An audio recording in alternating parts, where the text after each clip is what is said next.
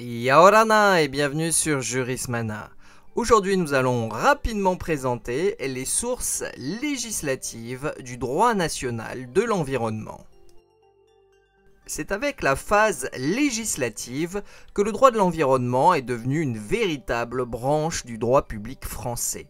C'est bien ce que l'on constate du fait d'un développement ces 30 dernières années de nombreux textes relatifs à la protection de la nature et de l'environnement. On peut notamment citer la loi numéro 95-101 du 2 février 1995, dite loi Barnier, relative au renforcement de la protection de l'environnement. Étant donné que le droit de l'environnement a fait l'objet d'un buissonnement normatif pour le moins important, l'idée d'un code de l'environnement s'est finalement imposée. La codification du droit de l'environnement résulte de l'ordonnance numéro 2000-2914 du 18 septembre 2000 modifiée. Elle a ensuite été validée par le législateur par la loi numéro 2003-591 du 2 juillet 2003.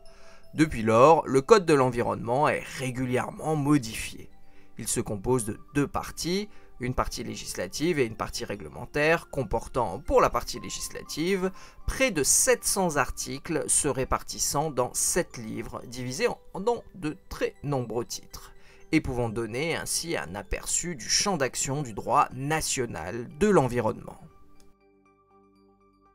L'intérêt du Code de l'environnement est en premier lieu symbolique et confère au Code la consécration d'une place officielle dans les différentes branches du droit français.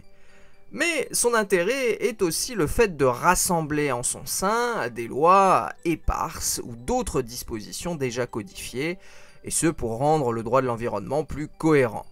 Tout en étant parfois d'une lecture difficile, il faut l'admettre, car le code renvoie à de nombreux concepts de droit européen ou international. Et voilà, nous en avons terminé avec cette présentation très rapide des sources législatives du droit national de l'environnement. Merci à tous et à très bientôt sur Jurismana. Parheyane!